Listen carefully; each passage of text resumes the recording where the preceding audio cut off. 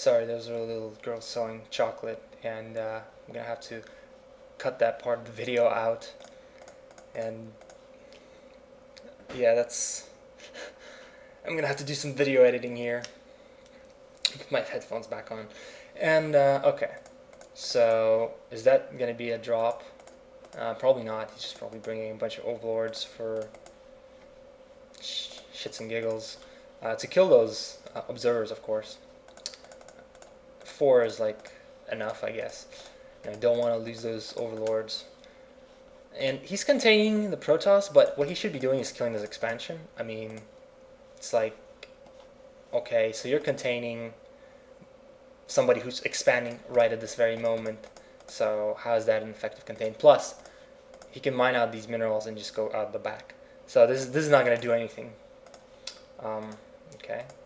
So they both have a bunch of minerals. I mean, if you have 500 minerals, why not get another expansion? You have the resources for it. I mean, might as well. The Protoss should get more cannons. Yeah, that's what he's doing. Because you really don't want to lose your 3rd expansion, and it's just the position that the Zerg got himself into is pretty terrible. The shuttle should be sniped, but did not get sniped.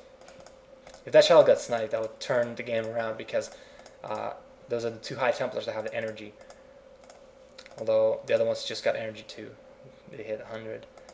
Although Storm is 75, so I guess these were the highest energy ones. That will have 2 storms shortly. And you shouldn't just leave Dragoons here. You should always set new rallies for your buildings. Although it's kind of annoying when you have a lot of them. And I don't like the placement of those pylons. I really would like them to be here, here, here, here, here. Because they will scout against possible drops. I mean, the Overlord's here for detection. But ideally... Wow, what is that Dragoon doing? Ideally, you want to protect against drops anyway, because they do have speed, so there's only one more upgrade. Yeah, there's drop coming in right here. And a storm drop, oh, 2 drones. That's not as effective as it should have been. But he's just going to pick up his Templars and... oh no, the shuttle's going to get picked off by the Hydralisk. Actually, he should have just retreated and storm dropped again later. And... Alright, let's see what's going on here. A bunch of Hydralisks here. So, the Protoss got what he wanted. He got his 3rd base. Zerg is getting his 4th mineral-only base, but they're both on 3 gas, and Protoss is just gonna get fat and will max out pretty soon. He would have been maxed out just about now, but he's too lazy to hit his gateways and then make units. Oh, there he goes. Except he forgot one. So I mean, he had a lot of resources and he could have maxed out a little bit faster than he did, and she should build a few more pylons as well, so by the time they get out, they could... He's moving out with his zealots, and the Zerg is actually doing a much better job at macroing, although these probes were transferred way too early. And you have the zealots running around and running back and so forth. And moving out here, even though it's like the bridges, these 2 lurkers are not placed very well. If they get stormed, they both die. Yeah, it's really hard to move out on the bridges, and he moves his lurker, so that's pretty good. Although he puts it in another position that's easy to storm. Decent storms. Getting both Hydralisks and so the Protoss is moving out, and he's breaking the contain, losing a few units here and there, but actually not that many. Zerg lost about 20-something supply, and the Protoss lost about the same.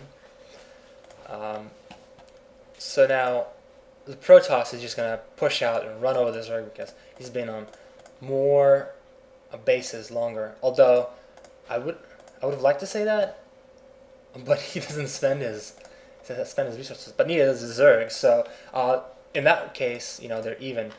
If the Zerg you know, use that 1500 to get 20 more Hydralisks. I mean, imagine 20 more Hydralisks just coming in here and just totally stomping on this paltry force.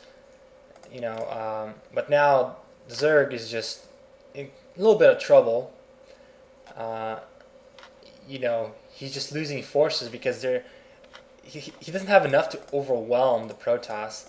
So now he's just gonna get destroyed. He's gonna lose this base, possibly lose this base, and he's just gonna be in huge amount of trouble because, I mean, what is he gonna do to come back? There's not that many units actually, even though it's a lot of supply, you know, and he's harassing here, but you know, the Zerg is in huge trouble. That's what I'm trying to say. And he's gonna try to save his drones and stuff, but what is he gonna do to come back from this? And he's not getting his lair either. And the Protoss is just getting so fat, just getting so much money. You know, he's getting his Nexus for his 5th base when the Zerg is on 2. And I did not know how good Salv was, but he's definitely showed us that he's a superior player here. He just manhandled our friend Iruian. And the first set goes to HM2. So this last desperate attempt of a drop is not going to work. Even if he takes out all these gateways, he can just make 10 gateways like somewhere here and easily take care of whatever the Zerg can throw at him. But seems like this force is going to get taken care of.